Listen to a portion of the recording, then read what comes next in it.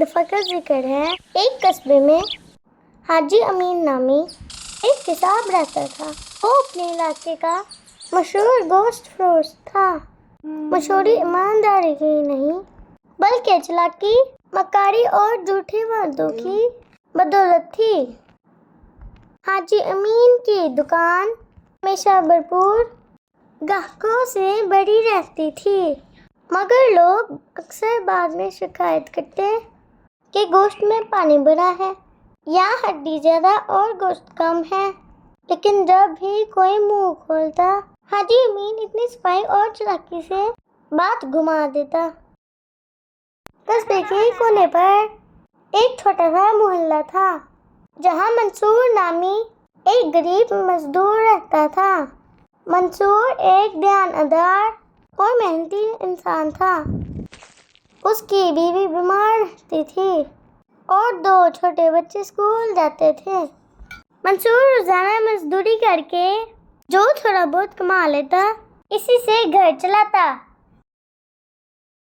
ایک دن بیوی نے کہا، منصور آج تم گوشت لیتے آنا۔ بچوں نے کئی دنوں سے گوشت نہیں کھایا، بچے کمزور ہو گئے ہیں۔ منصور نے بڑی مشکل سے 20 روپے بچائے تھے۔ اسے لے کر وہ حاجی امین کی دکان پر پہنچا۔ السلام علیکم حاجی صاحب، ذرا آدھا پاؤ گوشت دے دیں، نرم گوشت ہو، بچوں کے لیے ہے۔ حاجی امین نے ایک نظر منصور کے کپڑوں کو دیکھا، پھر کہا، واہ بھائی، آج بڑے نواب لگ رہے ہو، یہ لو تمہارے لیے خاص گوشت۔ منصور گوشت لے کر گھر آیا، بیوی نے پکایا۔ جب کھانے کا وقت آیا تو سب حیران رہ گئے۔ گوشت میں سے عجیب سی بدبو آ رہی تھی اور زیادہ تر ہڈیاں تھیں۔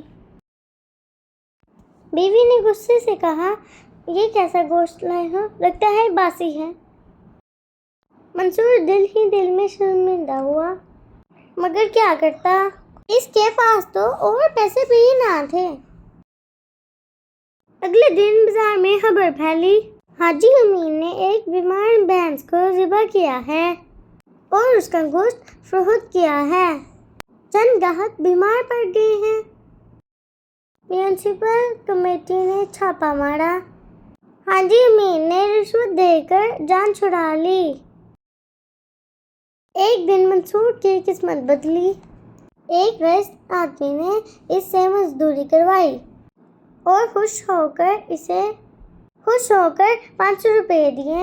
منصور نے سوچا، آج بچوں کے لیے تازہ گوشت لے جاؤں گا۔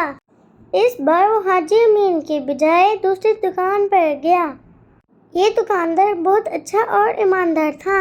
اس نے منصور سے کہا، اگر گوشت پسند نہ آئے تو واپس لے آنا۔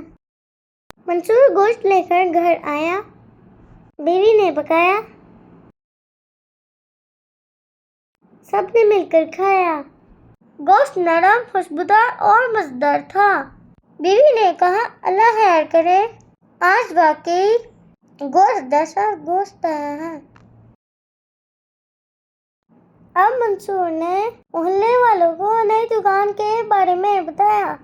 آہستہ آہستہ لوگوں نے حاجی امین کی دکان چھوڑ دی۔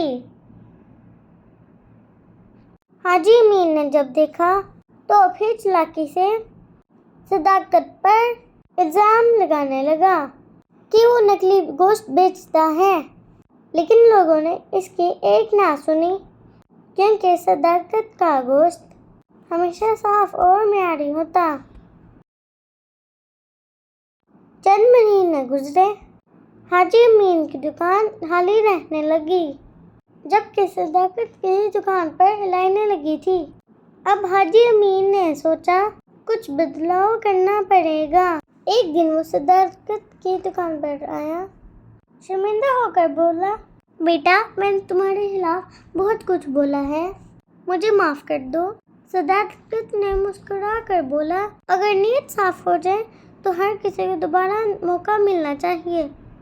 آئیں حاجی صاحب، دکان کے پیچھے جگہ ہے۔ اس دن کے بعد حاجی امین نے سچائی اور دیانتداری کے ساتھ گوشت بیچنا سیکھا۔ جو شخص دھوکہ دیتا ہے وقتی فائدہ ضرور اٹھاتا ہے، مگر عزت اور رزق صرف دیانتداری اور سچائی سے ملتی ہے۔ دوسروں کا حق مارنے والا کبھی خوشحال نہیں ہوتا۔